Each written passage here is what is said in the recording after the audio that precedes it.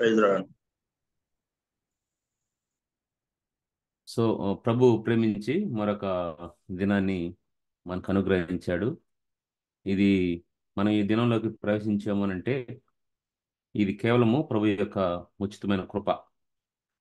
అంటే ప్రతిదానికి గ్యారంటీ ఉంటుంది, కానీ మనిషికి గ్యారంటీ లేదు. వారంటీ కానీ గ్యారంటీ. అదే మనం ఈ దినాన్ని చూడగలిగామనంటే అది కేవలము ఆయన మితిలేని ప్రేమ, ఉచిత కృప. అయితే లేఖన భాగాల్లోనికి వెళ్ళడానికి ముందు ప్రభు సహాయం కోరుకుందాం. చిన్న ప్రార్థన చేసుకుందాం. కృపగల దేవా, నమ్మకమైన తండ్రి, మీ దయగల కార్యాలను మేము కోరుకుంటున్నాం. మీరు మాతో మాట్లాడండి. నాయన, మీరు మాట్లాడితే మాకు క్షేమం, భద్రత. లేదా జ్ఞాపకం చేసుకోనండి. అనేకమైనటువంటి పరిస్థితుల్లో మీరు మాకు చాలిన దేవుడవు, ఉన్న దేవుడవు, మాతో ఉండి ఘనమైన కార్యాలు చేసేవారు. మీరు కృపలో జ్ఞాపకం చేసుకోనండి. మీ మెల్లని స్వరం మాకు వినిపించండి. వినగలిగే చెవుల్ని గ్రహించగల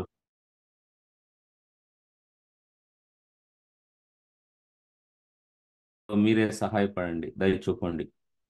మెల్లని స్వరం, మధుర స్వరం వినిపించండి. అనేకమైన నాయిసెస్లో ప్రభు మీ స్వరము మేము గుర్తించడానికి, వినగలగటానికి, విన్న స్వరం ప్రకారం జీవించగలటానికి సహాయపడండి. కృప చూపండి.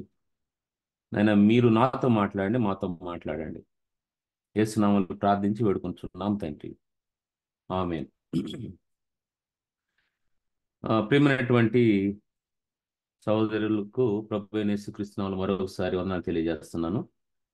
ఇక్కడ మనము యెహోషువ గ్రంథం నుంచి కొన్ని మాటలు మనం చూద్దాం.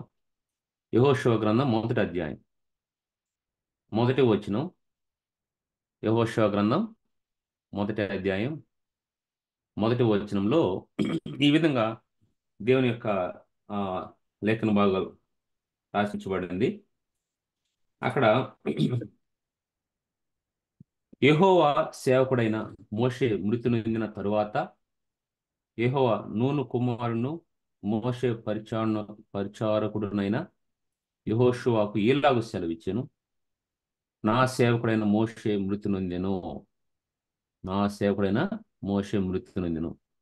చాలా గొప్ప మాటలు మోషే గురించి రాయబడినాయి. ఇక్కడ ఇక్కడ ఎంతమంది గురించి దేవుడు ఈ విధంగా చెప్పగలడో కానీ ఆ చెప్పే గుంపులో మన మన పేర్లు ఉన్నాయో లేవో నాకు తెలియదు, కానీ ఆ నిర్ణయం అనేది ఆయన చేతుల్లో ఉంది. ఏమంటున్నాడంటే, నా సేవకుడైన మోషే మృతి నొందెను. కాబట్టి ఈ లోకంలో ఎంతో మంది ఎన్నో రకాలుగా పేర్లు పెట్టుకోవచ్చు. ఎన్నో రకాల అవార్డులు అంటే వాళ్ళకి కొన్ని నేమ్స్ ఇవ్వవచ్చు పిలవటానికి. అయితే అల్టిమేట్గా ఏంటంటే దేవుని యొక్క పరిచారకులం మనందరం కూడా దేవుని యొక్క పరిచారకులము, సేవకులము. ఈ ఈ- ఈ అంటే ఇక కొంచెం ఘనంగా ఉండటానికి కొన్ని పేర్లు పెట్టుకోవచ్చు. రెవరెండ్లను జస్ట్ వేరువేరుగా కొన్ని పెట్టుకోవచ్చు. కానీ దేవుని వాక్యంలో క్లియర్గా మనకు చెప్తుంది ఏంటంటే మనందరం కూడా ఆయన సేవకులం, పరిచారకులం. యేసు ప్రభు తన శిష్యులకి పాదాలు కడుగుతూ ఆయన ప్రూవ్ చేశాడు. అంటే ఆయన ఒక పరిచారకుడుగా వాళ్ళకి చేస్తూ వచ్చాడు. ఇక్కడ మోషే కూడా మోషే గురించి కూడా దేవుడు చెప్తుంది ఏంటంటే, నా సేవకుడైనటువంటి మోషే మృతి నొందెను అని అంటా ఉన్నాడు. కాబట్టి ఇక్కడ మనకి తెలిసినటువంటి పరిస్థితి ఏంటంటే ఆ మోషే మృతి నొందాడు. ఆ తర్వాత ఎవరు, మోషే తర్వాత ఎవరు అనేది అక్కడ జరగాల్సి ఉందన్నమాట. ఇంకోటి మోషే మృతి నొందినటువంటి ఆ పరిస్థితులు ఎట్లాంటి అంటే వాళ్ళకి ఇంకా వాగ్దాన దేశంలోకి ప్రవేశింపలేదు. దేవుడు తను చేసిన వాగ్దానం ఇంకా నెరవేర్చడానికి టైం ఉంది. మళ్ళీ ఆ బాధ్యతలు వేరే వాళ్ళు తీసుకోవాలనుకున్న సమయంలో జరిగినటువంటి ఆ, ఆ సంఘటన అన్నమాట. సో ఇక్కడ మనం వాడు గమనించినట్లయితే మోషే ఆ నాయకుడు గురించి ఎంత చెప్పినా తక్కువే. ఆయన ఎన్ని విధాలుగా శ్రమ అనుభవించాడు, ఎన్ని విధాలుగా అతను ఆ, తిరుగుబాటుని చూసినప్పుడు, ఆ వారి యొక్క మాట్లాడే విధానం చూసినప్పుడు, లేకుంటే ఎంతగా నొప్పించబడినాడో, ఎంతగా ఆయన బాధపడ్డాడో, ఏ విధంగా ప్రభు ఇజ్రాయెల్ ప్రజలను నాశనం చేయాలనుకుంటున్నప్పుడు ఎటువంటి స్వార్థం లేని వ్యక్తిగా నిన్ను గొప్ప చేస్తానయ్యా, ఆ నిన్ను ఉంచుతాను అని దేవుడు అతని గురించి చెప్తున్నప్పుడు అతను ఆ కాదు ప్రభువా, ఈ యొక్క ప్రజలు ఏమనుకుంటారు, ఆ ఇజ్రాయెల్ ప్రజలందరిని కూడా అరణ్యంలో నాశనం చేయడానికి దేవుడు తీసుకెళ్ళాడు, వాళ్ళ దేవుడు అని అనుకుంటారు కదా, కాబట్టి వారిని నాశనం చేయొద్దని చాలాసార్లు అడ్డం పడతాడు. సో ఈ విధంగా తను ఎంతో సాత్వికుడిగా, ఆ చాలా గొప్ప మనసు కలిగిన వ్యక్తిగా మోషే గురించి మనం ఆ చూడవచ్చు.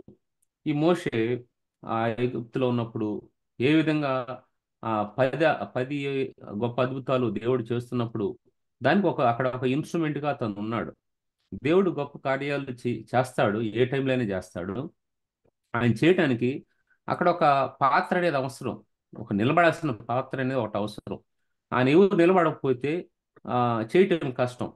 కాబట్టి ప్రతి జనరేషన్లో కూడా, ప్రతి తరంలో కూడా దేవుడు ఎవరో ఒకరిని అక్కడ తన పాత్రలుగా వాడుకుంటా వచ్చాడు. మీరు ఐగుప్తులో చూసినా కూడా వారి సొంత దేశం కాకపోయినా, అది బబులోను చూసినా కూడా వారి సొంత దేశం కాకపోయినా ఆ పరాయి దేశంలో, ఒక శత్రు దేశంలో కూడా వారు ప్రభు కొరకు రోషం కలిగి నిలబడ్డారు. ఆ నిలబడ్డారు.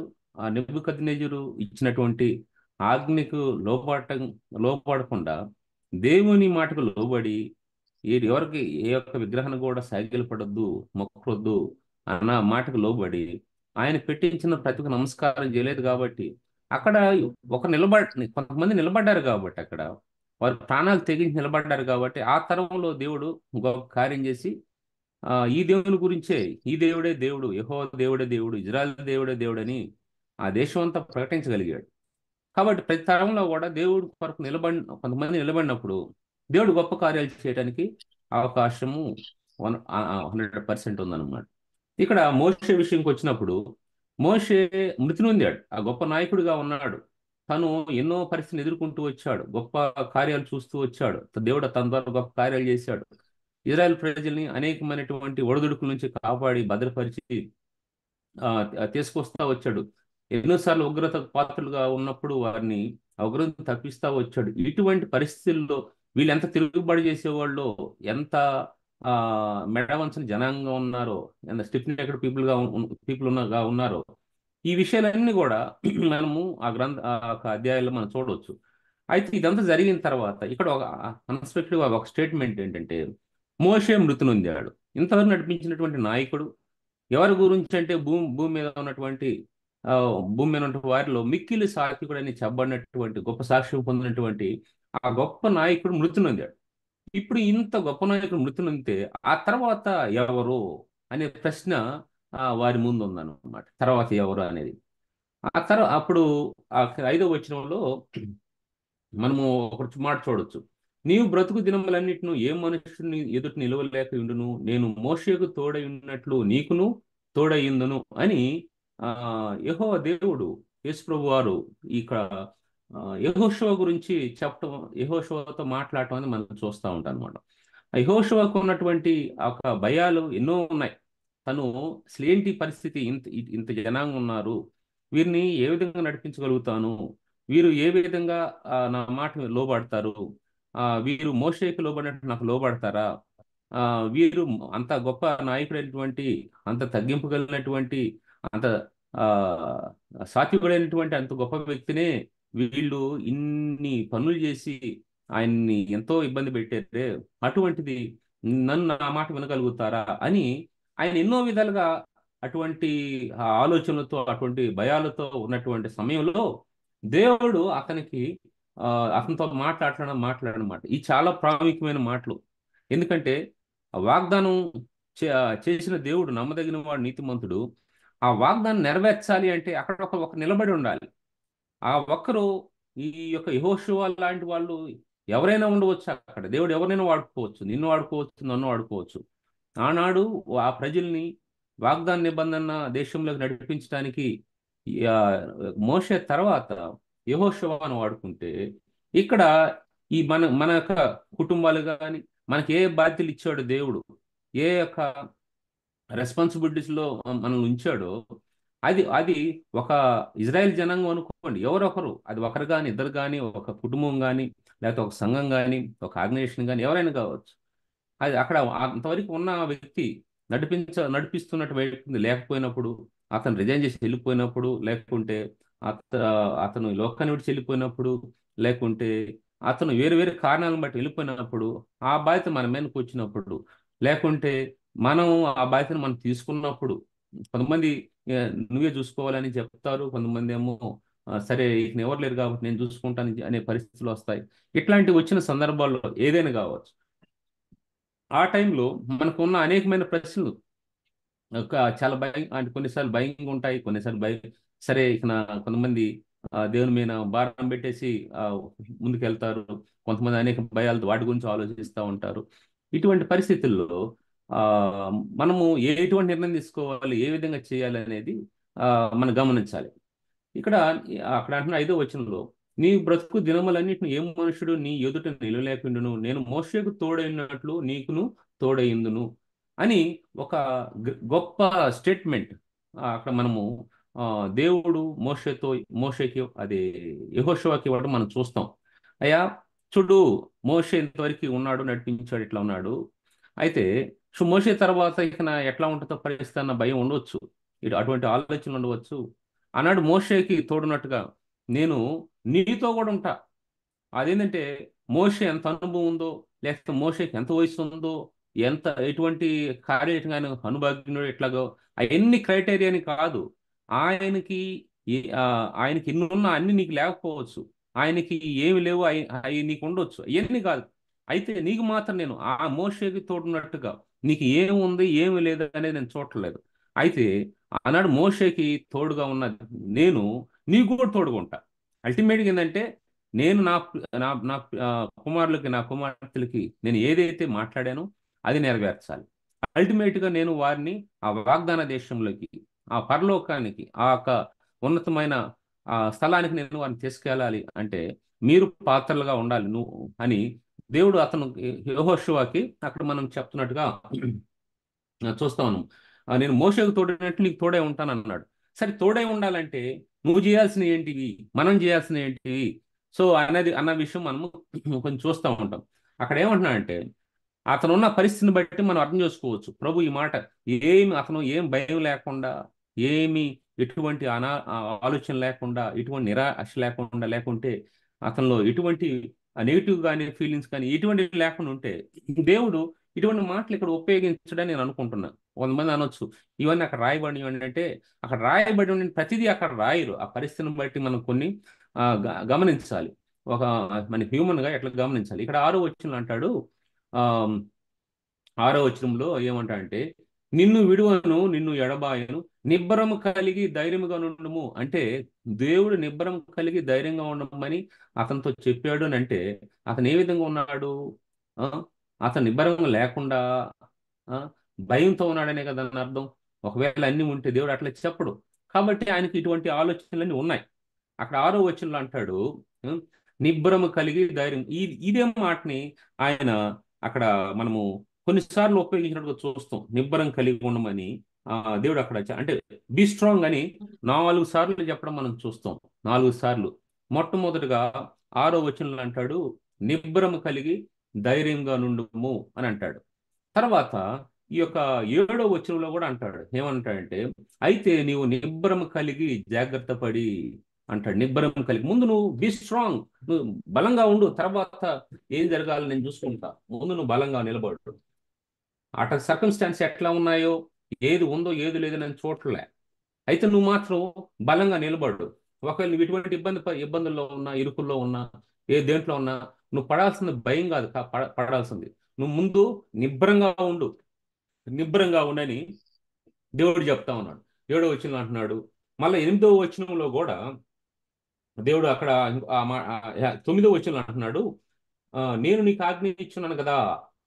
చూడు, నేను నీకు ఆజ్ఞ ఇచ్చున్నాను కదా, నేను కమాండ్ చేస్తాను నీకు.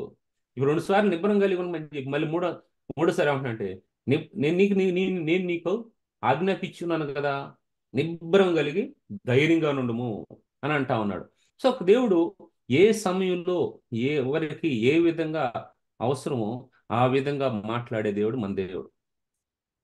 పరిస్థితులు ఎట్లయినా ఉన్నాయి, ఏ సమయంలో ఏ విధంగా మాట్లాడితే నా పిల్లలు ధైర్యంగా ఉంటారు, ఆదరించబడతారు, ఓదార్చబడతారు, అవన్నీ ఎరిగిన దేవుడు, మన హృదయ పరిస్థితిని ఎరిగిన దేవుడు. మనము పైన రూపాన్ని చూడొచ్చు కానీ మన ప్రభువారు మన హృదయాల్ని చాలా తేటగా చూసే దేవుడు. ఆయనకు అద్దాల అవసరంలే ఏదైనా చూడటానికి, లాంగ్ సైట్, షార్ట్ సైట్లు ఉండవు ఆయనకి. ఆయన ఏ సమయంలో కూడా చాలా స్పష్టంగా చూడగలిగే దేవుడు. ఆయన మన హృదయాలను చూసి మొట్టమొదటిగా ఆయన అనే మాట ఏంటంటే, మనకు అక్కడ ఉన్నటువంటి పరిస్థితిని బట్టి మనకి ఏ పరిస్థితిలో మనకి అంటే ఏ పరిస్థితిలో ఏ విధంగా మాట్లాడితే మనకు ఉపయోగకరంగా ఉంటుందో ఆ పరిస్థితుల్లో ఆయన చాలా స్పష్టంగా మాట్లాడతాడు. సో సందర్భ సహితంగా మాట్లాడతాడు. ఒకటి ఉంటే ఇంకో దానికి సంబంధించింది మాట్లాడు, సందర్భ సహితంగా ఆయన మాట్లాడతాడు. అక్కడ అంటున్నాడు 9వ వచనంలో కూడా, నేను నీకు ఆజ్ఞ ఇచ్చున్నాను కదా. నేను నీకు చెప్పాను, ఇంతకు ముందు కూడా చెప్పాను. ఒకవేళ కానీ ఇంకా అది నీకు మనసులోకి వెళ్ళలేదంటే, నువ్వు ఇంకా మనసు దాని మీద పెట్టలేదంటే, మళ్ళీ చెప్తున్నాను, నేను నీకు ఆజ్ఞాపిస్తున్నా. ఇదేదో రిక్వెస్ట్ కాదు, ఇదేదో ఆప్షన్ కాదు, నువ్వు ఉంటే ఉండి లేకుంటలేదు కానీ ఆజ్ఞాపిస్తాను నీకు. ఏంటంటే నిబ్బరం కలిగి ధైర్యంగా నుండుము, నిబ్బరం కలిగి ధైర్యంగా ఉండము, దిగులు పడకము, జడీకుము అని ఇక్కడ దేవుడు తనతో చెప్తా ఉన్నాడు అనమాట. తర్వాత నా లాస్ట్ ను చూస్తే అది 18వ వచనంలో ఉంటుంది. అది తర్వాత మనం మాట్లాడుకుందాం. ఈ విధంగా దేవుడు అతన్ని చాలా ధైర్యపరుస్తూ వచ్చాడనమాట.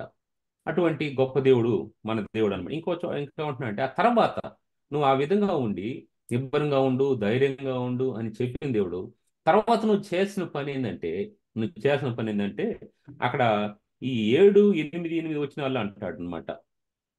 ఈ 7 వచనంలో ఏమంటాడంటే, ఆ ఇక్కడ నేను ఆ వచనాలు మీకు చూపిస్తాను. మొట్టమొదటి ధర్మశాస్త్రాన్ని ఏమంటా అంటే ధ్యానించమంటాడు.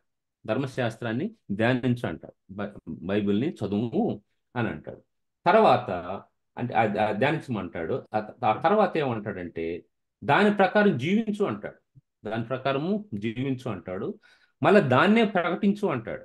దాన్నే ప్రకటించు అంటాడు. ఇక్కడ 8వ వచ్చి నేను ఆ సీక్వెన్స్ లో ఆ, చెప్తానో లేదో అది ఇక్కడ 8వ వచనం చూద్దాం. ధర్మశాస్త్ర గ్రంథమును నీవు బోధింపక తప్పిపోకూడదు. ధర్మశాస్త్ర గ్రంథమును, బైబిల్ నువ్వు బోధింపక తప్పిపోకూడదు. దానిలో రాయబడిన వాటన్నిటి ప్రకారం ఏదో ఆ నే- కొన్ని ఫాలో చేయొచ్చు, కొన్ని ఫాలో చేయాల్సిన అవసరం లేదు అని చెప్పట్లేదు. లేకుంటే ఏదన్నా ఫెస్టివల్స్ వస్తే డిస్కౌంట్లని పెద్ద పెద్ద పోస్టులు వేసి చేస్తూ ఉంటారు. ఆ విధంగా దేవుడు ఆ, ఆ, తన మాట ప్రకారం ఆ, జీవించే విషయంలో డిస్కౌంట్స్ అనేవి ఉండవు. డిస్కౌంట్స్ ఏ ఉండవు. నీకు ఇన్ని చేస్తే ఇది ఫ్రీ, లేకుంటే ఇన్ని చేస్తే ఇది చేయకపోవచ్చు, ఏం కాదు, నేను చూచున్నది వదిలేస్తాను అని చెప్పట్లా. వాటన్నిటి ప్రకారం మనం చేయాలంటున్నాడు.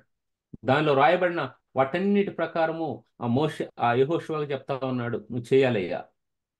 నువ్వు ముందు ధైర్యంగా ఉండు, బలంగా ఉండు, ధైర్యంగా ఉండు. అదేవిధంగా అదే సమయంలో ధర్మశాస్త్రాన్ని నువ్వు ఏం చేయాలంటే ఆ ధ్యానించాలి అంటాడు. ధర్మశాస్త్ర గ్రంథాన్ని ధ్యానించాలి అంటాడు అనమాట. నీకు అక్కడ అది 8వ వచనంలో మనం చూడవచ్చు. లాస్ట్ భాగంలో నువ్వు మొత్తం చదువుతాను. ఈ ధర్మశాస్త్ర గ్రంథమును నీవు బోధింపక తప్పిపోకూడదు. దానిలో రాయబడిన వాటన్నిటి ప్రకారము చేయుటకు నీవు జాగ్రత్త పడినట్లు దివారాత్రము దాన్ని ధ్యానించిన యెడల నీ మార్గమును వర్ధిల్ల చేసుకొని చక్కగా ప్రవర్తించదు. నీ మార్గమును వర్ధిల్ల చేసుకొని చక్కగా ప్రవర్తించదు. అంటే ఇప్పుడు నీ మార్గాన్ని నువ్వు చక్కగా చేసుకోవడానికి ఇదే ఎవరో వచ్చి కాదు. నీ మార్గాన్ని నువ్వు చక్క చేసుకోవాలి అని అంటే నువ్వు చేయాల్సిన పని ఏమంటే నీ మార్గం నువ్వు వర్ధిల్లాలి అని అంటే వాటిని చక్కగా ప్రవర్తించాలి. ఎట్లా ప్రవర్తించాలని దాని గురించి చెప్తూ ఎవరో వచ్చి ఏదో చేయరు కానీ నువ్వేం చేయాలి, నువ్వు వాక్యాన్ని నువ్వు ధ్యానించంటున్నాడు. దివారాత్రాలు దాన్ని ధ్యానించాలంటున్నాడు. ఆ ముందు లైన్లో మొట్టమొదటి ఉన్న లైన్లో ఏంటంటే బోధింపగా తప్పిపోకూడదు అని అంటున్నాడు. ధ్యానించాలి, బోధింపగా తప్పిపోకూడదు అని అంటా ఉన్నాడు అనమాట. సో ఇది చాలా ఆ ప్రాముఖ్యమైంది మన జీవితాల్లో. ఈ యొక్క వాక్యము ఇప్పుడు ఏదన్నా ఒక కంపెనీ రన్ చేయాలంటే ఆ కంపెనీకి పాలసీలు ఉంటాయి, విజన్స్ ఉంటాయి, దానికి సంబంధించినటువంటి ప్రొసీజర్స్ ఉంటాయి. ఇవన్నీ వాళ్ళకి అవి బైబిల్, అవి వాళ్ళకి చాలా పవిత్రమైనవి ఆ కంపెనీకి. అట్లాగే ఒక క్రైస్తవునికి ఆ చాలా ప్రాముఖ్యమైంది, లేక ఒక క్రైస్తవునికి చాలా ఉన్నతమైంది ఏంటంటే మనకి ఈ యొక్క బైబిల్ గ్రంథం. ఇవన్నీ ప్రొసీజర్స్ కానీ ఏదైనా అనుకోండి, ప్రొసీజర్, లా, ఇక నా స్టాట్యూట్స్, తర్వాత లేకుంటే మనకి అనేకమైనటువంటి డైరెక్షన్, డూస్ అండ్ డోంట్స్ ఉండేటటువంటిది, ఇన్స్ట్రక్షన్స్ అన్ని కూడా ఈ యొక్క బైబిల్ గ్రంథం మనకి ఆ, ప్రాముఖ్యమైంది. వీటిల్లో దీని గురించి దేవుడు చెప్తే ఏమంటున్నా అంటే వీటిని ధ్యానించండి. వాట్ ఈస్ దేర్ ఇక్కడ మనం ఏమైనా చేయాలంటే, మనం పని చేసే చోట ఏమైనా చేయాలంటే వాళ్ళు వచ్చి పెద్దగా ఏం మాట్లాడరు. వాళ్ళు ఒక డాక్యుమెంట్ ఇస్తారు, నువ్వు చదవాలి, దాన్ని చదివి దాంట్లో ఏం రాసి ఉందో దాని ప్రకారం చెయ్యి. అంతేగాని మనకి అక్కడ స్పూన్ ఫీడింగ్ ఏం ఉండవు ఇక్కడ ప్రత్యేకంగా. సో అట్లాగా మనకి వేరు వేరు ఆర్గనైజేషన్లో కూడా మనకి ఎక్కడైనా కూడా కొన్ని మనం చెప్పే అంత చెప్పే అన్ని అంత తక్కువే ఉండదు. కానీ దానికి చేయాల్సింది, చదివి చేయాల్సింది చాలా ఉంటుంది అనమాట. సో కాబట్టి మీరు కూడా ఇది మీరు చదవండి, దాన్ని ధ్యానించండి, అసలు ఏం చెప్తున్నారో ఏముందో ధ్యానించు. తొందరపడకుండా దాన్ని ధ్యానించి దాన్ని బోధించాలి, దాన్ని బోధించాలి అని చెప్తూ 7వ వచనంలో ఏమంటున్నాడంటే, 7వ వచనంలో ఏడవ వచనంలో నా సేవకుడైన మోషే నీకు ఆజ్ఞాపించిన ధర్మశాస్త్రం అంతటి చొప్పున చేయవలెను, అంతటి చొప్పున చేయాలంటున్నాడు. మనం 8వ వచనంలో ఆ ఆ చివరి దాంట్లో ధ్యానించాలి అంటున్నాడు, ధ్యానించాలి అంటున్నాడు. తర్వాత ఏమంటున్నాడు, ఆ అదే వచనంలో మొదటి లైన్లో బోధించాలి అంటున్నాడు, బోధించాలి అంటున్నాడు, ధ్యానించాలి, బోధించాలి అంటున్నాడు. మళ్ళా 7వ వచనంలో నీకు ఆజ్ఞాపించిన ధర్మశాస్త్రం అంతటి చొప్పున చేయవలను అంటున్నాడు. కాబట్టి మనము ధ్యానించాలి, చేయాలి, బోధించాలి. సో ఇది మన జీవితాల్లో చాలా ప్రాముఖ్యమైంది. ఇదే యెహోషువ కూడా చెప్తున్నాడు. షార్ట్ కట్లు ఏం చెప్పట్ల, షార్ట్ కట్లు ఏం లేవు అక్కడ.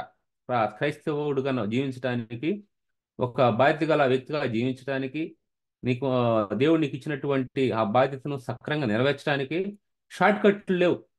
లోకంలో ఉండొచ్చు అనేకమైన షార్ట్ కట్లు. ఒక మాట ఉంది, short cut is the shortest way to meet the accident or to met with accident అని అంటది అనమాట. Short cut is the shortest way. కాబట్టి షార్ట్ కట్లు కాదు, లేదు మన ఆత్మీయ జీవితానికి, ఆత్మీయ ప్రయాణానికి అన్నీ కూడా ఒక క్రమమైన పద్ధతిలో నడుచుకోవటానికే ఉన్నాయి.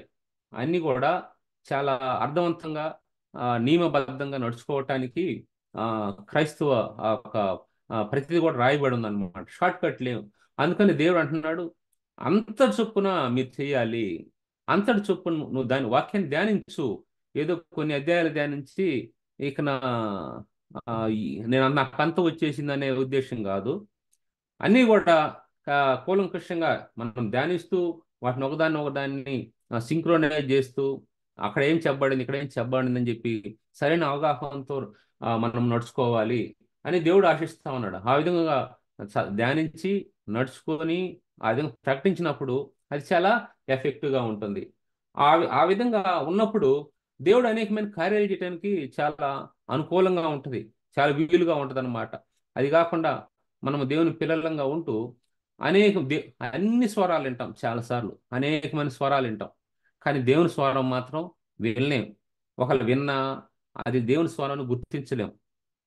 ఒకళ్ళు గుర్తించిన మనం మళ్ళీ అక్కడ విధేయత అవిధేయతలకు చోటు ఉంటుంది. వినాలా అది విధేయత చూపాలా లేదా, విధేయత చూపాలా లేదా, ఇది నాకు ఇష్టకరంగా ఉందా లేదా, నాకు అనుకూలంగా ఉందా లేదా అన్న ఆలోచనలు వచ్చేస్తా ఉంటాయి. ఇట్లాంటి అనేకమైన ట్విస్టులు ఉంటాయన్నమాట. అయితే దేవుడు మన పక్షంగా ఉండి ఘనమైన కార్యాలు చేయాలి అని అంటే, ఆనాడు నేను నీకు మోషకు తోడంటే నీతో ఉంటానయ్యా అని దేవుడు అన్నప్పుడు అది సింపుల్గా ఆ దేవుడు అంతవరకు ఆ మాట చెప్పాడు కానీ ఆ కింద మనం చేయాల్సిన ఏది ప్రతి వాగ్దానం విషయంలో కూడా ఒక వాగ్దానం ఇచ్చాడు దేవుడు అని అంటే ఆ వాగ్దానికి కండిషన్స్ ఉంటాయి. నువ్వు చేయాల్సింది ఉంటది. నువ్వు చేయాల్సింది ఉంటుంది, మనం చేయాల్సింది ఉంటది. సో ఇక్కడ దేవుడు తనకి చెప్తా ఉన్నాడు, ఇవన్నీ నువ్వు చేయాలి, ఈ విధంగా చేయాలి అని తనకి తెలియజేస్తా ఉన్నాడు అనమాట.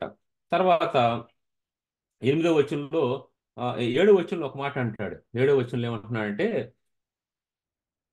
లాస్ట్ లో నీవు నడుచు ప్రతి మార్గమున చక్కగా ప్రవర్తించున్నట్లు నీవు దాని నుండి కుడికి గాని ఎడముకు గాని తొలగకూడదు.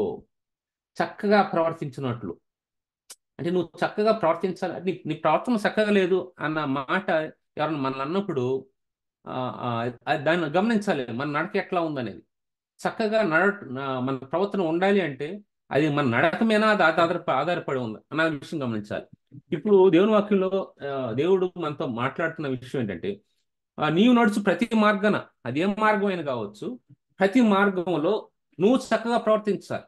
నువ్వు ఏ ఫీల్డ్ ఎంచుకో, నువ్వు ఏదైనా ఎంచుకో. దేవునిలో ఉన్నప్పుడు దేవుడు నీతో మాట్లాడి నువ్వు చెయ్యి అని చెప్పినప్పుడు, సో ఆ ఫీల్డ్లోకి రా, ఆ దానిలోకి రా, ఆ మార్గంలోకి ఉన్నప్పుడు నువ్వు చక్కగా ప్రవర్తించటం నేర్చుకోవాలి అంటాడు. సో అప్పుడు ఏమంటున్నా అంటే, కుడికి కానీ ఎడమకి కానీ తొలగిపోదు.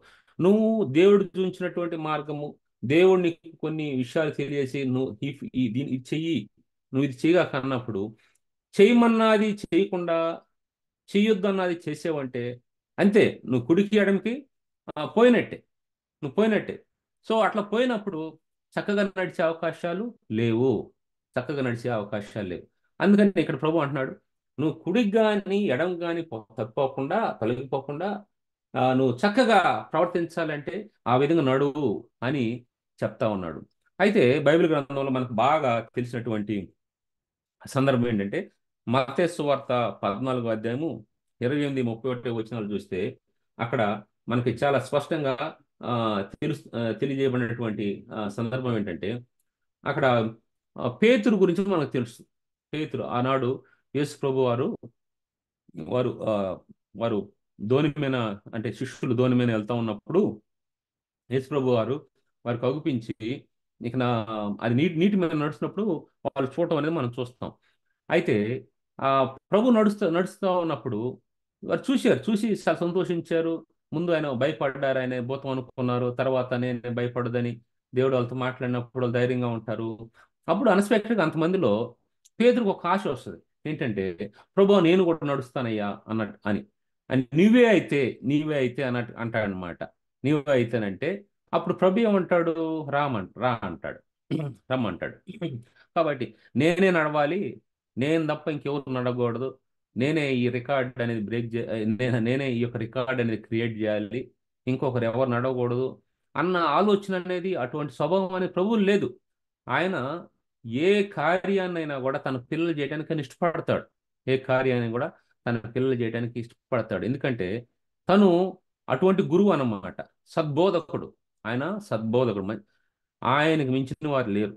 సో ఆయన ఇక్కడ ఉన్నటువంటి ఈ లోకంలో ఉన్న బోధకులు ఎంతమంది ఉన్నా, సో వారు శిష్యులు వారిని దాటిపోవటానికి ఇష్టపడరు, వారికి దరిదాపుల్లో కూడా రావడానికి ఇష్టపడరు. ఒకవేళ అట్లా వచ్చే పరిస్థితులు ఉంటే వారితో ఎటకారంగా మాట్లాడి చాలా విధంగా డిస్టర్బ్ చేస్తారు. అట్లాంటి వాళ్ళని చాలా మంది నేను చూశాను. సో కాబట్టి ఈ ప్రభు వారు అటువంటి ఆలోచన కలిగిన వారు కాదు. ఈయన తన పిల్లలుగా భావించినటువంటి ఆయన, తన స్నేహితుడు అన్నాడు, తన సహోదరులు అన్నారు. సో అటువంటి ఆ, గొప్ప ప్రేమతో ప్రేమించినటువంటిది ప్రభువారు వారిని ఎటువంటి కార్యాలు చేయడానికైనా కూడా ఆయన నిరాశపరచలే, ధైర్యపరిచాడు. ధైర్యపరిచాడు అనమాట. సో ధైర్యపరిచి అక్కడ ఏమంటున్నాడంటే, సరే రమ్మన్నాడు. దానికి ఇంకేమైనా కండిషన్ పెట్టుకొని రమ్మన్నాడు. అతను ఆ, ఒకటి రెండు స్టెప్లు వేసేయడము. సో ఆ వేసిన తర్వాత అంతవరకు బాగానే ఉన్నాడు. అతను చేస్తుంది ఏంటంటే ప్రభుని చూస్తా ఉన్నాడు నడిచేటప్పుడు, ప్రభుని చూస్తా ఉన్నాడు. ఎప్పుడైతే తన దృష్టి ఆ గాలి మీద మరలిందో, నుంచి పక్కకు మరలిందో, అట్లా చెప్పడం మనకి మంచిది, ప్రభు మీద నుంచి పక్కకు మరలిందో, ఆ పక్కకు మరలిచ్చేది ఏదైనా కావచ్చు, అది ఏదైనా కావచ్చు, మనకు చాలా ప్రీతికరమైనది, లేకుంటే కొన్ని అయిష్టమైన ఏదైనా కావచ్చు. అది మనల్ని ప్రభువు మీద నుంచి మన దృష్టిని మరలించింది అని అంటే, సో అది మనకి ఏ విధంగా కారణం అవుతుందంటే, కుడి ఎడమకి తొలగి చక్కగా నడవకుండా ఉండేదానికి కారణం అవుతుంది. సో చక్కగా నడవాలి అంటే అక్కడ 7వ వచనం చెప్పినట్టుగా, నీవు నడుచు ప్రతి మార్గమున చక్కగా ప్రవర్తించున్నట్లు నువ్వు చేయాల్సింది ఏంది? కుడి ఎడమకి తొలగిపోకూడదంటే, సో ప్రభువు మీద నుంచి దృష్టి మరలించాము అని అంటే అది ఖచ్చితంగా కుడి ఎడమలకి తొలగిపోవటానికి కారణం అవుతుంది.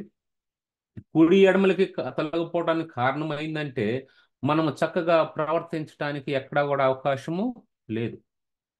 సో కాబట్టి చక్కగా ప్రవర్తించకుండా ఉండటానికి కారణం అవుతుంది అనమాట. సో కాబట్టి మనం ఏం చేయాలి?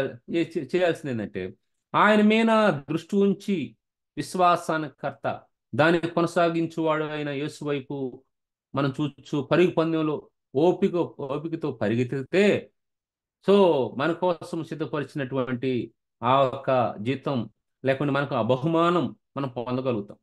సో లేకుండా ఏ పరిస్థితులు ఎట్లా ఉంటాయంటే, ఎప్పుడైతే అతను అటు ఇటు చూశాడో అటు ఇటు చూశాడో అక్కడ జరిగినటువంటి ఏంటంటే అతను మునిగిపోతున్నాడంట.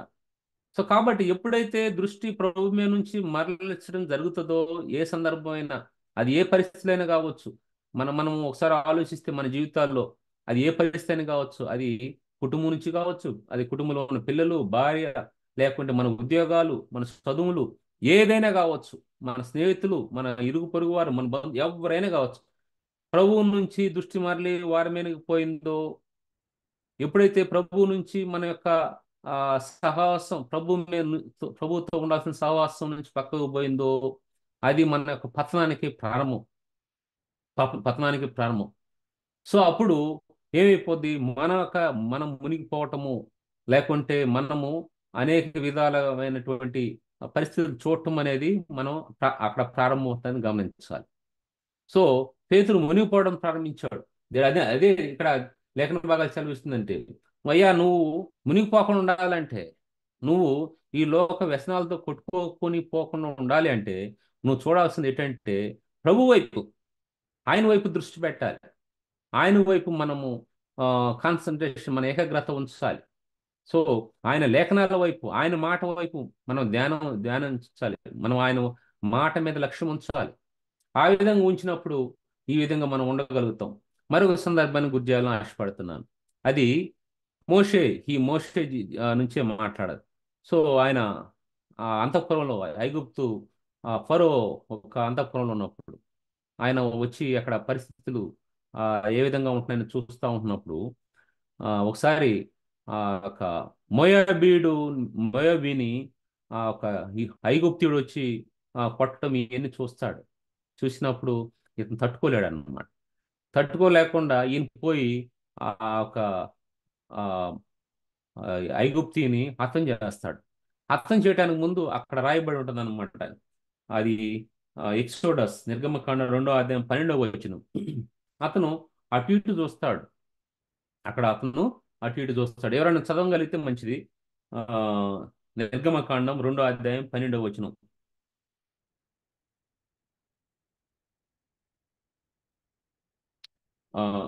Exodus chapter 2 verse 12. అది ఎవరైనా చదవగలుగుతారా?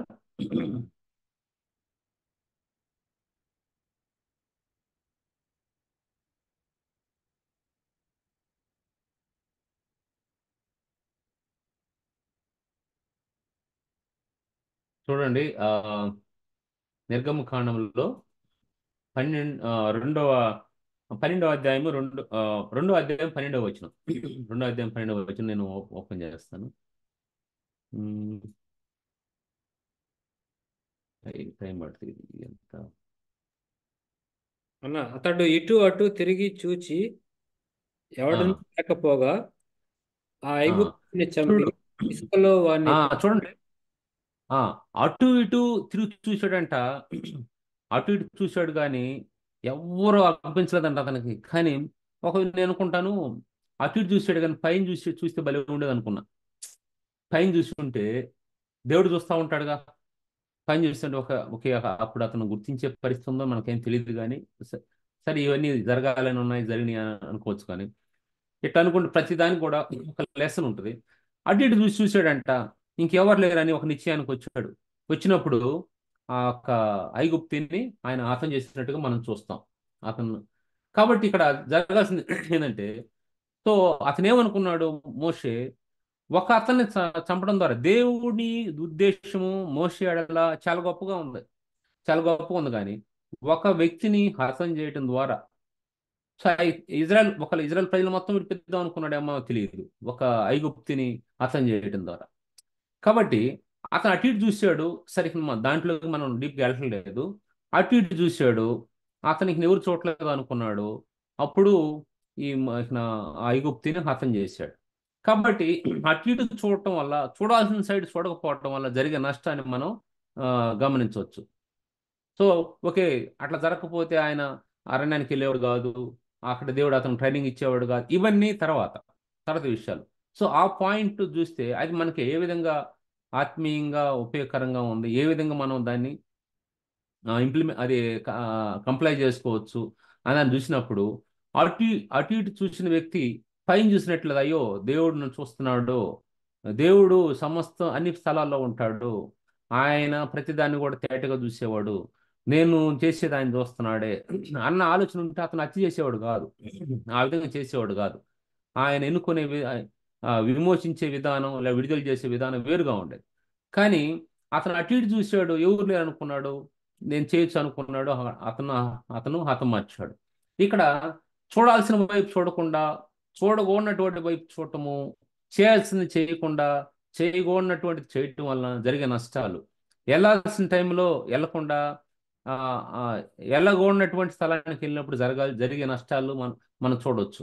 అక్కడ దావీదు జీవితంలో చూసినప్పుడు కూడా మనం అక్కడ ఆయన యుద్ధానికి వెళ్ళాల్సిన వ్యక్తి, కష్టపడాల్సిన వ్యక్తి, దేశాన్ని కోసం పోరాడాల్సినటువంటి వ్యక్తి, దేశ ప్రజల కోసం ఏ దేవుడైతే ఆయన్ని ఆ ప్రజల మీద అధికారిగా ఉంచాడో, ఆ రాజుగా ఉంచాడో, ఆ ప్రజలు ఎంతో బాధ్యత కలిగినటువంటి వ్యక్తి బాధ్యతాయుతంగా ప్రవర్తించకపోవటం వల్ల జరిగిన నష్టాన్ని మనం చూస్తాం. యుద్ధానికి వెళ్లకుండా మిద్ది మీదకి వెళ్ళాడు. సో జరిగినటువంటి నష్టాన్ని మనం చూడగలుగుతాం. కాబట్టి మనం అర్థం చేసుకోవాల్సింది ఏంటంటే, ప్రభువు మనకు ఏదైతే ఇచ్చాడో, ఏది బాధ్యత ఇచ్చాడో, దాంట్లో ఎంత వేదన ఉన్నా, ఎంత బాధ ఉన్నా, ఎంత నొప్పి ఉన్నా, దాన్ని మనం మోసుకుంటూ భరించుకుంటూ వెళ్తే దేవుడు దాంట్లోనే మనకు గొప్ప విజయాన్ని ఇచ్చేవాడుగా ఉంటాడు. ఆయనకి నమ్మకమైన వారు కావాలని ప్రభు ఆశపడతా ఉన్నాడు. పొట్టు ఎంత ఉంటే ఉపయోగం ఏముంది విత్తనాలు లేకుండా? కాబట్టి ఆయనకి బలమైన మంచి విత్తనాలు, ఉపయోగకరమైన పాత్రలు, యజమానుడు వాడుకొనుకు అర్హమైన పాత్రలు ప్రభు కావాలని ఆశపడతా ఉన్నాడు. కాబట్టి ఇక్కడ అటువంటి ఆలోచనతో ఉన్నాడు.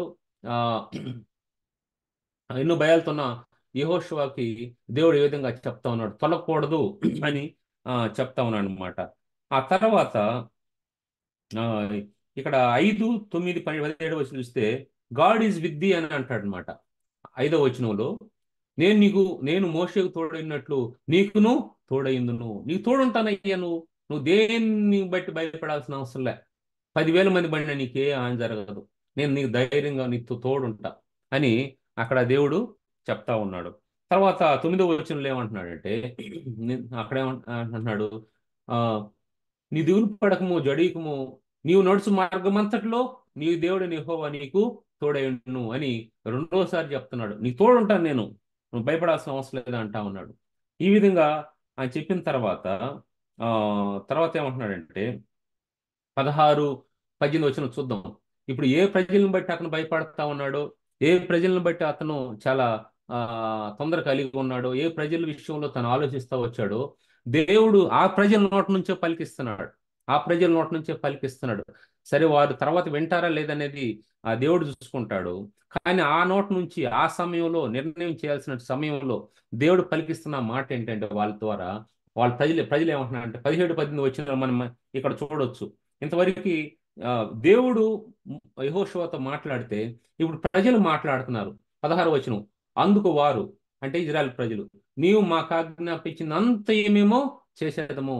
హలో యెహోషువ, ఆనాడు మోషే చెప్పినట్టు నడుచుకోవటమే కాదు, కానీ నువ్వు చెప్పినట్టు కూడా మేము నడుచుకుంటాము. ఈ కన్విక్షన్ ఎవరు తీసుకొచ్చారండి? ఈ కన్విక్షన్ ఎవరు తీసుకొచ్చారు? ప్రభు కదా. యెహోవా ఇల్లు కట్టించిన కట్టువని ప్రవేశపెడతాం. ప్రభు కార్యాలు చేయాలి ఏదైనా కూడా.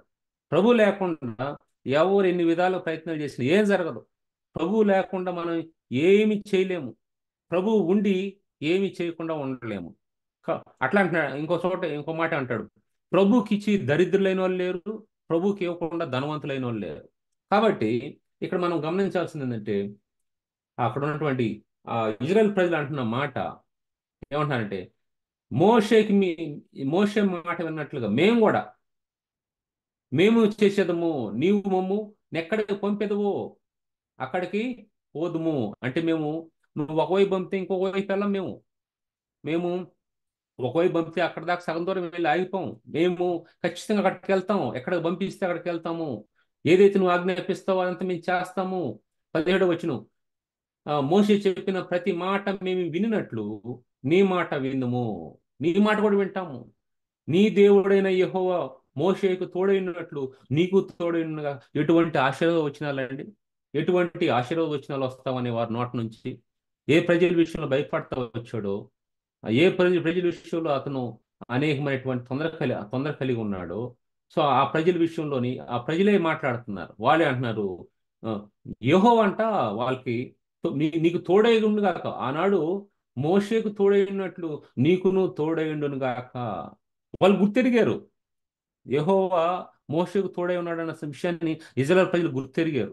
ఇప్పుడు వాళ్ళు ఏమంటున్నారంటే, ఆనాడు మోషేకు తోడున్న దేవుడు మీకు కూడా తోడై గాక అని వాళ్ళు ఆశీర్వాద వచనాలు పలుకుతా ఉన్నారు. ధైర్యం తీసుకొచ్చే వచనాలు పలుకుతా ఉన్నారు. ఏ ప్రజల ద్వారా అతను భయం కలిగి ఉన్నాడో, ఏ ప్రజలు మాట వింటారో లేదో అనుకున్నాడో, ఏ ప్రజలు ఆ నాకు సహకరిస్తారు లేదో ఆ యొక్క వాగ్దాన నిబంధనకి నడిపించడానికి అనుకున్నాడు, అదే ప్రజలు అంటున్నారు, మేము వింటామయ్యా, ఎక్కడ పంపిస్తే అక్కడికి వెళ్తాం. ఆ, మేము ఆనాడు మోషే మాట విన్నట్టు నీ మాట కూడా వింటాము. అయితే ఆ దేవుడే మోషే నడిపించిన దేవుడు, మోషేకు తోడైన దేవుడు నీకు తోడైన గాక అని వాళ్ళు అంటా ఉన్నారు. 18వ వచనం చూస్తే, నీ మీద తిరుగుబడి వీళ్ళు చెప్తున్నారు. ఇంకా నీ మాట వినకపోతే జరగాల్సింది ఎందుకు కూడా చెప్తున్నారు. ఏం శిక్ష చేయాలో వాళ్ళు చెప్తున్నారు. ఎంత అడ్వాన్స్గా ఉన్నారు చూడండి. నీ మీద తిరుగుబడి నీవు వారికి ఆజ్ఞాపించు ప్రతి విషయంలో నీ మాట వినని వారందరూ మరణశిక్ష నొందుదురు. నీవు నిబ్బరం కలిగి, ఇది 4వసారి చెప్పింది. 3 సార్లు దేవుడు నిబ్బరం కలిగి అని బీ స్ట్రాంగ్ అనే ధైర్యంగా ఉండమని చెప్తే, ఇప్పుడు 4వసారి వీళ్ళు చెప్తున్నారు. ఎవరు ఏమంటున్నారు వాళ్ళు? నీవు నిబ్బరం కలిగి ధైర్యము తెచ్చుకొని వాళ్ళని యెహోవాకు ఉత్తరం ఇచ్చిరి. ఇదండి దేవుడి మాటగా విధేయత చూపినప్పుడు, దేవునికి అందుబాటులో ఉన్నప్పుడు, దేవుని యొక్క వాక్యాన్ని ధ్యానించినప్పుడు, దేవుని వాక్యాన్ని ప్రకారం జీవిస్తా ఆ వాక్యాన్ని ప్రకటిస్తా ఉన్నప్పుడు జరిగే మార్పులు. దేవుని మాటకు ఆ యొక్క మార్గంలో వెళ్తూ కుడి ఎడమ తొలగకుండా చక్కగా వెళ్తున్నప్పుడు జరిగేటువంటి మార్పులు. ఈ మార్పులు ఏ మార్పులు? అవి మనం అన్ని విధాలుగా కూడా మనం చూడగలుగుతాం. అన్ని విధాల అనేక మందిని దేవుడు వాడుకొని పరిచయలో సపోర్ట్ చేసేవారుగా, లేకుంటే మనకి ఉన్న బాధ్యతలో ఒక చేయి అందించేవారుగా దేవుడు వాడుకుంటాడు. అనేక మందిని ఉపయోగించుకుంటాడు. అంతే. సో ఎప్పుడైతే ఆ విధంగా మనం దేవునికి పూర్తిగా విధేయత చూపటానికి, లోబడటానికి మనం సిద్ధపరచుకుంటాము, ఘనమైన కార్యాలు మనం చూడగలుగుతాం. యుద్ధము ఆయన చేస్తాడు. యుద్ధం అంటే ఏందండి? కొత్త నిబంధనలో ఒక శంపు చెప్పి శంప వెనకబడితే ఇంకో శంప అంటున్నాడు కదండి. అవును. అక్కడ మనము దేవుడు చెప్పిన నడిస్తే ఆయనే శత్రువులకి ఏ విధంగా చేస్తాడనేది మనకి చాలా స్పష్టంగా అర్థమవుతా ఉంటుంది అనమాట. ఈ సందర్భంలో ఒక విషయం మీకు చెప్పాలనుకుంటున్నాను. నేను ఎక్కడైతే పని చేస్తా ఉన్నానో అక్కడ అతను చాలా ఇండియానే, అదే 5-6 సంవత్సరాల నుంచి అక్కడ చేస్తా ఉన్నాడు. నేను మన వాళ్ళతో చెప్పానో పంచుకున్నానో లేదు తెలియదు. చాలా ఆ, అసహ్యంగా ప్రవర్తిస్తూ ఉండాడు అతను. అతను క్రైస్తవ పేరే ఉంది. క్రైస్తవ పేరే ఉంది కానీ క్రీస్తు లేడు. క్రీస్తు లేడు. నేను గమనించాను. అనంతకాలంలోనే త్వరగానే గమనించాను. అతనిలో క్రీస్తు లేడు. ఆ బైక్ మీద త్రిశూలం పెట్టున్నాడు. కానీ అతని పేరు క్రైస్తవ పేరే. సో ఇట్లా కూడా ఈ విధంగా ఉంటారని అని కూడా నాకు అర్థమైపోయింది. సో అతను మొదటి నుంచి ఏం చేయాలో చెప్పడు, కానీ చేయమంటాడు. తర్వాత ఆ, నాకు నువ్వే పని చేయాలంటాడు. అతను డైరెక్టర్. అతను ఆ, తను ఒక డిపార్ట్మెంట్లో మా యొక్క డిపార్ట్మెంట్ డైరెక్టర్ అనమాట. డైరెక్టర్ అంటే ఇక్కడ ఇచ్చుకుంటా ఉంటా. ఇప్పుడు మేమిద్దరే ఉంటాం. నేను ఇంకొక అడ్మినిస్ట్రేటర్ ఉంటారు. వాళ్ళకి అతను డైరెక్టర్ అనమాట. ఆ డిపార్ట్మెంట్, హెచ్ఎస్సి డిపార్ట్మెంట్ అతను డైరెక్టర్. సో అతను ప్రారంభం నుంచి కూడా నేను ఆ, ఎంతో కష్టపడి ప్రార్థన చేసినప్పుడు, మీరందరూ కూడా ప్రార్థన చేశారు, చేసిన దేవుడు జాబ్ అనుగురించి నా ఫీల్డ్లో వచ్చిందని సంతోషపడ్డాను. అయితే తర్వాత చాలా విధాలుగా అతను చిన్న పిల్లలతో బిహేవ్ చేసినట్టుగా, ఒక ఇంకా చిన్నపిల్లలతో కూడా అట్లా బిహేవ్ చేయరేమో అంతగా ఆ, పెద్ద పెద్దగా మాట్లాడటము, ఇది ఏదో అసలు అట్లాగా ప్రవర్తిస్తూ వచ్చాడు. ప్రవర్తిస్తూ వస్తే నేను ఆ, సహిస్తా వచ్చాను. అది ఒక టైంలో ఎందుకు ఈ జాబ్ నేను వదిలేస్తే మంచిది కదా అనుకుంటే, దేవుడు చాలా స్పష్టంగా మాట్లాడుతూ వచ్చాడు అనమాట. నాకు అది ఆ వాక్యం ధనాన్ని గుర్తు వస్తే మంచిగా ఉంటుంది. అది నేను ఎక్కడ నేను అని సేవ్ చేసి పెట్టున్నాను. అయితే ఆ, మీకు నేను సరే నేను మీకు నేను ఈసారి ఎప్పుడన్నా మీకు పంచుకున్న సందర్భాన్ని, ఓకే, దేవుడు చాలా క్లియర్గా మాట్లాడాడు. నువ్వు అక్కడ నుంచి వెళ్ళొద్దా అని అన్నాడు. ఆ, ఇక్కడ ఈ లోకంలో జరుగుతుంది ఏంటంటే, సో జ్ఞానవంతులు ఈ స్థితిలో ఉంటాము, జ్ఞానహీనులు ఒక స్థితిలో ఉంటాము అనేది అట్లా మాట్లాడుకుంటూ వచ్చాడు. మాట్లాడుతూ వస్తే నేను ఆ వాక్యం నాకు చాలా స్పష్టం క్లియర్గా దేవుడు నాకు అర్థమైపోయింది. సో నేను రిజైన్ చేయకూడదు అని అట్లాగే ఉన్నాను. ఉంటే ఆ తర్వాత ఇక నా అట్లాగే చాలా ఇంకా వర్స్ట్గా బిహేవ్ చేస్తా ఉన్నాడు. పక్కన తను లేడీ అనమాట, షీఈ్ ఫ్రమ్ ఉగండా. తను కూడా చూస్తాను కొత్తగా తను ఆ ఫీల్డ్లోకి వచ్చింది. ఇది చూస్తున్నప్పుడు తను భయపడి వెళ్ళిపోయేది, అతను మాట్లాడే విధానం అట్లా చూసినప్పుడు. ఒక సైకో లెక్క బిహేవ్ చేస్తా ఉన్నాడు. కానీ దేవుని మాటను బట్టి నేను నిలబడినప్పుడు అట్లా జరుగుతూ ఉంటే చాలా బాధ వేసేది నాకు. ఎప్పుడు కూడా బీపీ అనేది మామూలుగా నేను ఒక అరిసినా కూడా అదేంటంటే వాళ్ళకి సీరియస్నెస్ తెలుసుకోవాలని అరుస్తాను కానీ ఆ, నాకు బీపీ వేరియేషన్ అనేది ఆ, నేను ఎప్పుడు కూడా గుర్తెరగల. అంటే నాకు బీపీ పెరిగినట్టుగా ఆయన గుర్తెరగల. ఆ రోజు ఒకసారి బాగా భయంకరంగా అరిచేసేసరికి నాకు ఇక నా సాయంకాలానికి ఇంటికి వచ్చి నేను అట్లా ఆలోచిస్తూ ఉంటే, సాయంకాలం ఇంటికి వచ్చినప్పుడు బీపీ చెక్ చేసుకున్నాను. ఇట్లా ఉంది నా బీపీ. అది చాలా మార్పు వచ్చేసింది అనమాట. మార్పు వస్తే మళ్ళీ నేను చిన్నగా నేను ఇంట్లోనే ఏదో తాగటము అట్లా చేస్తా వచ్చాను. ఆ తర్వాత జరిగింది ఏంటంటే, ఆ, ఇట్లాగే నెలలు గడిచిపోతా ఉన్నాయి. ఒకరోజు ప్రభు ఇంకో విధంగా మాట్లాడాడు, ఐ విల్ డిఫెండ్ యూ అన్నాడు. అనేసరికి నేను ఇంకా సరే, ఏ విధంగా డిఫెండ్ చేస్తాడు చూద్దాం ఈరోజు. ఏ విధంగానే అంటే, మా కొత్తగా ఒక ఆఫీస్ కన్స్ట్రక్ట్ చేశారు ఒక 60-70 మీటర్ దూరంలో. ఇంతకు ముందేమో క్యాబిన్లో ఉండేవాళ్ళమి. సో ఇప్పుడు దేవుడు 67 మీటర్లో ఉన్నటువంటి అక్కడ రెనోవేషన్ చేసి కొత్తగా ఇది ఫైజర్ నుంచి బ్రిడ్జ్ వెస్ట్ గ్రూప్కి వచ్చింది కాబట్టి వాళ్ళు ఏం చేశారు, అనేకమైన మార్పులు చేసి రెనోవేషన్ చాలా బాగా చేశారు. చేస్తే దాంట్లోకి మేము ఎప్పుడో వెళ్ళాలి, జనవరిలో వెళ్ళాలి దాంట్లోకి. కానీ ఇతని శాడిజం వల్ల, ఇతనికి ఉన్నటువంటి ఆ షార్ట్ టెంపర్ వలన, ఇతనికి ఉన్నటువంటి ఆ బోస్ట్ వలన, ఇతనికి ఉన్నటువంటి ఎగ్జాగరేట్ చేసుకుంటాడు చాలా విషయాలు కూడా. బాగా చెప్పేస్తాడు ఒకటే మాటలో. నేనే ఎక్కువ మాట్లాడతాను అనుకుంటే అతను అసలు నాకంటే నాలుగు ఐదు రెట్లు ఎక్కువ చదివిన అతను. నేను అప్పుడు అనుకున్నా, ప్రభు నేను ఇంతసేపు మాట్లాడతాను నేను అనుకున్నాను. ఇతను ఇంతకంటే అసలు నేను అతని ముందు ఏమీ లెక్కలేదు అనుకున్నాను. అయితే అంతసేపు అట్లా మాట్లాడితే తీరా అతను చివరికి మనల్ని ఏం చేయమంటున్నాడో కూడా మనకు అది అర్థం కాదు. ఒక చిన్నది అడిగామంటే 40-50 నిమిషాలు మాట్లాడతాడు. ఆ తర్వాత అసలు అతను ఏం చెప్పాడు అన్నది కూడా మనకు గుర్తుండదు. ఆ విధంగా ఉండేదన్నమాట. అటువంటి దేవుడు ఆ రోజు ఐ విల్ డిపెండ్ అన్న ఆ రోజు వాక్య భాగం అది కూడా నేను నోట్ చేసి పెట్టాను. సో డేట్తో సహా.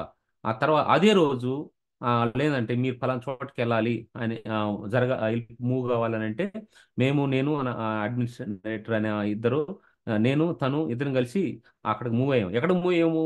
కరెక్ట్గా ఆ యొక్క ప్రెసిడెంట్, ఆ కంపెనీ యొక్క ప్రెసిడెంట్ ఆఫీస్కి 2-3 మీటర్స్ అవే అనమాట. కరెక్ట్గా ఆయన బయటకు వచ్చాడంటే ముందు ముందు చూసేది మమ్మల్ని. సో అక్కడికి వచ్చేస్తే ఇప్పుడు అతను అంతకుముందేమో అక్కడ క్యాబిన్ ఉండింది, మేము ప్రత్యేకంగా ఆ క్యాబిన్లోకి వచ్చి తలుపు వేసేసుకొని ఆడ పిచ్చి పిచ్చిగా మాట్లాడేవాడు. ఇప్పుడు అతను ఫోన్ చేసినా చిన్నగా మాట్లాడాలి, చిన్నగా. ఎందుకు? అక్కడ ముందు ఎట్లా మాట్లాడాలో ఎట్లా ఉండాలో వాళ్ళు రూల్స్ పాస్ చేశారు అక్కడ. చేసినప్పుడు నీ ఇష్టానుసారంగా మాట్లాడటానికి ఉండదు. సో కాబట్టి చిన్నగా మాట్లాడితే దేవుని అతన్ని బాగా అక్కడ కంట్రోల్ చేసి అక్కడ నుంచి తన ప్రవర్తనలో మార్పు వచ్చింది. ఆ తర్వాత జరిగిన సంఘటన ఏం తెలుసా? నేను ఎమర్జెన్సీలో ఇంటికి వెళ్ళి వచ్చాను. వస్తే నాకు ఉదయాన్నే నేను శుక్రవారము డ్యూటీకి వెళ్ళకూడదా వెళ్ళాలనుకొని, సరే మళ్ళీ సాటర్డే సండే వస్తుంది కదా, మళ్ళీ లాంగ్ గ్యాప్ వస్తుంది, సరే వెళ్దాం అనేస్తే నేను వెళ్ళటానికి ముందే ఫోన్ చేసాడు అతను నాకు. Yes Rao you are coming అని అంటే, ఎస్ ఐఎమ్ కమింగ్ రసల్ అని చెప్పేసి నేను అక్కడికి వెళ్ళాను. వెళ్ళిన తర్వాత అతను మళ్ళీ నాకు మీటింగ్ ఉంది, ఆ మీటింగ్ లో అటెండ్ చేద్దామంటే నేను అతను చెప్పాను, I have some meeting, after that meeting I will meet you అని అంటే, no no, so ignore that meeting, you come అని చెప్పాడు. నేను వెళ్ళిన తర్వాత ఆయన కొన్ని విషయాలు మాట్లాడి ఏమన్నాడంటే, నేను రిజైన్ చేశాను అన్నాడు. నేను రిజైన్ చేశానంటే ఇదేందా, నాకు షాక్ అనిపించింది. రిజైన్ చేశాను అన్నట్టు అంటున్నాడు ఏంది అనేది. ఏం జరిగిందంటే అతని ప్రవర్తన ఇదంతటిని బట్టి ఎవరితో కూడా సరిగా ఉండకుండా మాట్లాడే విధానం ఎన్నిటి కూడా వాళ్ళు ఆ, చాలా అలిసిపోయి ఉన్నారు, సీనియర్ మేనేజ్మెంట్ కూడా. ఇతను ఎక్కడ కూడా ఆ ప్రవర్తనలో మార్పు లేకుండా ఇష్టానుసారంగా ఉన్నాడు. మేము ముందే అనుకున్నాం, ఇతను ఈ ప్రవర్తనతో ఎంతకాలం కొనసాగుతాడు ఈ కంపెనీలో. ఇంతవరకు వేరే మేనేజర్ ఉన్నాడు, అతనికి ఇతను చేశాడు కాబట్టి ఆ మేనేజర్ ప్రొటెక్ట్ చేశాడు. ఇప్పుడు ఆ మేనేజర్ లేడు, వేరే అతను కంపెనీ అది ట్రాన్సాక్షన్ అయినప్పుడు ఆ, ఫైజర్ నుంచి బ్రిడ్జ్ వెస్ట్ ట్రాన్సాక్షన్ అయినప్పుడు ఈ ఫైజర్ వాళ్ళు వాళ్ళ మేనేజర్ని తీసుకెళ్తే ఇతనికి ఆ బాధ్యత ఇచ్చారు. ఆ టైంలో ఎవరో ఉన్నారు కాబట్టి ఇతను పెట్టారు. ఇతన్ని సంవత్సరం నుంచి వాళ్ళు గమనిస్తా ఉన్నారు, ఏ మార్పు లేదు. సార్ నేను వచ్చినప్పుడు చాలా భయంకరంగా అతని నుంచి నేను ఫేస్ చేశాను, అయినా కూడా అట్లా ఉండటానికి ప్రభు సహాయం చేశాడు. నేను అప్పుడే తనతో అంటున్నాను అడ్మినిస్ట్రేటర్తో, ఇతను ఎక్కువ కాలంలో ఉండలేడు, ఇతని పరిస్థితి ఇది ఇట్లాగా అని చెప్తా ఉన్నాను. చెప్తా ఉంటే అదే విధంగా దేవుడు అంటే ఆ నన్ను పోవద్దు అన్న దేవుడు ఎవరిని పంపాలనేది ఆయన ముందే నిర్ణయించుకున్నాడు. ఎవరిని పంపాలని నిర్ణయించుకొని దేవుడు అది చేసిన విధానం అది చూసినప్పుడు, అంటే నేను ఏదో అతనికి వెళ్ళిపోవాలి అతను ఇచ్చాడు, నేను అతనితో ఒక మాట అన్నాను. చూడు బ్రదర్ రసెల్, నువ్వు ఎందుకు అంత ఎమోషనల్ గా రిజైన్ చేసావు? నీకు బాధ్యతలు ఉన్నాయి, నీకు ఆ, భార్య ఉంది, ఇద్దరు పిల్లలు ఉన్నారు, నీకు ఇంటికి లోన్ ఉంది కట్టాలి. నువ్వు ఇంత త్వరగా ఎందుకు నిర్ణయం తీసుకున్నావు? వాళ్ళు ఇచ్చి ఏమైనా మాట్లాడితే నిర్ణయం మార్చుకుంటావంటే, మాట్లాడితే నేను నిర్ణయం మార్చుకునేది లేదు, నేను ఒకసారి ఇస్తే ఇంక తీసుకునేది లేదు అంటున్నాడు. సో ఇక ఎట్లయితే మాకు తెలియదు కానీ ఇప్పుడు నాకు ఏంటంటే ఆ నేను ఏ విధంగా ఇప్పుడు ఈ పరిస్థితుల్లో, ఎందుకంటే అతను చాలా విషయాలు కూడా మాకు పంచేవాడు కాదు, మాకు చాలా విషయాలు పంచేవాడు చెప్పేవాడు కాదు. ఎందుకంటే నాకు చాలా అనేసేవాడు, నీకు చెప్తే నువ్వు నువ్వు ప్రెసిడెంట్ దగ్గరికి యువ దగ్గరికి పోయి, ఆల్రెడీ సిఇఓ వీళ్ళందరూ కూడా నాకు కొంచెము ఆయన కొత్తగా వచ్చినప్పుడు ఎక్కడక్కడ ఎదురైనప్పుడు విష్ చేసుకోవటము, ఆయన కొన్ని నన్ను అడగటము, ఇవన్నీ అతను గమనించినప్పుడు అతను టెన్షన్ పెరిగిపోయి బహుశా ఈ విధంగా నా మీద కోపంగా ప్రవర్తించడం అనిపించింది. ఎక్కడ కూడా అతనికి నేను అన్యాయంగా ఎక్కడ కూడా అతను నష్టం తీసుకొచ్చే విధంగా ప్రవర్తించలేదు. అయితే ఒకటి మాత్రం దేవుడు చూస్తా ఉన్నాడు, ఏ సమయంలో ఎవరికి ఏది ఇవ్వాలో అది ఇచ్చేవాడు. అతని విషయం still been praying for him, అతని రక్షణ కొరకు, అతని కుటుంబ రక్షణ కొరకు ప్రార్థన చేస్తా ఉన్నాను. అత- ఇప్పుడు నేను ఏదన్నా అతనికి కీడు చేస్తాను అనుకున్నట్టు ఇనిషియల్ నాకు తెలియదు. చాలా విషయాలు నాకు చెప్పకుండా హైడ్ చేస్తా వచ్చాడు, చాలా విచిత్రంగా ప్రవర్తిస్తా వచ్చాడు. ఆ ఇప్పుడు చాలా విషయాలు నాకు అక్కడ కొన్ని విషయాలు చెప్పలే అతను. సో ఇప్పుడు అతను వెళ్ళిపోతే ఎవరు వస్తారో నాకు తెలియదు, ఒకవేళ నువ్వే చూసుకోమని చెప్తారో నాకు తెలియదు. సో ఇటువంటి పరిస్థితి దయచేసి ఇది మీ ప్రార్థనలో జ్ఞాపం చేసుకోనండి. ఆ దేవుడి కొద్ది మాటలు దీవించి ఆశీర్వదించను గాక. ఆమె hand over to brother Madhava. Madhava లేడు, నెక్స్ట్ ఎవరు చూడండి బ్రదర్. అన్నా, థ్యాంక్ యూ సో మచ్ అన్న for sharing wonderful instructions given to Joshua from the Lord, and also sharing your experiences. మనం ముందుగా ఇంకా ప్రార్థనలో కొనసాగే ముందు విన్న వాక్యాన్ని బట్టి ఒకసారి మనం ప్రార్థన చేసుకొని ముందుకెళ్దాం. దయాల ప్రభు యేసయ్య మీకు వందనాలు నాయన. సాయంకాల సమయంలో ప్రభు తండ్రి మీ దాసుడు జెర్మియా కోటేశ్వరరావు మీరు బలపరిచి, అది నాన్న ప్రభు తండ్రి మీరు మోషేని గురించి ఇచ్చినటువంటి మంచి గొప్ప సాక్ష్యం, అదేవిధంగా యెహోషువ ప్రభు తండ్రి ఇచ్చినటువంటి కమాండ్స్, ఇన్స్ట్రక్షన్స్ మాకు మీరు జ్ఞాపకం చేస్తూ వచ్చారు దేవా.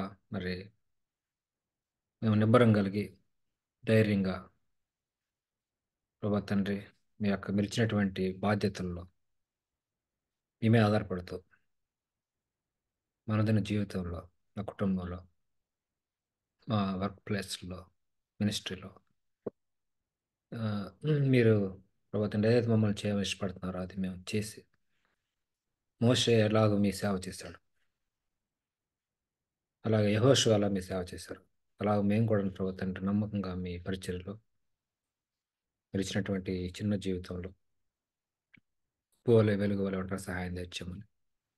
ఇంకా నీ ప్రభా తండ్రి మీరు ఆ కంపెనీలో దేశంలో ప్రభా నిలబెట్టుకున్న దానికి మీకు వందనాలు. నిజమే ప్రభా తండ్రి, ఆ, ఆయన ప్రవర్తన బట్టి మేము ప్రార్థన చేస్తూ వచ్చాం. ఎఫ్సి మీటింగ్లో కూడాను ప్రభా తండ్రి మరి మీరు ఆయన క్షమించండి. ఇంకా ఒకవేళ అతనికి జాబ్ లేకపోతే మీరు జాబ్ తెచ్చేయండి దేవా. ఇంకా మీకు దగ్గర కావడానికి సహాయం చేయండి. ఇంకా ముందున్న దినాల్లో ప్రభా తండ్రి అన్న ఉమ్, ఆ కంపెనీలో మంచి రోల్ కలిగి ఉండి దేవా, నిన్ను నమ్మినటువంటి బిడ్డలు, నిన్ను సేవించే బిడ్డలు ఎట్లాగ అక్కడ అందరితోటి మంచిగా ఉంటూ పని కలిగి ఉంటారో అటువంటి సాక్ష్యం అక్కడ అన్న లెవెల్ సహాయం తెచ్చామని, మీరే మహిమ గంత ప్రభావాలు పొందరని ముందున్నటువంటి సమయాన్ని మాకు బ్లెస్సింగ్గా మార్చమని యేసునామమున ప్రార్థించి పెట్టుకుంటున్నాం తండ్రి.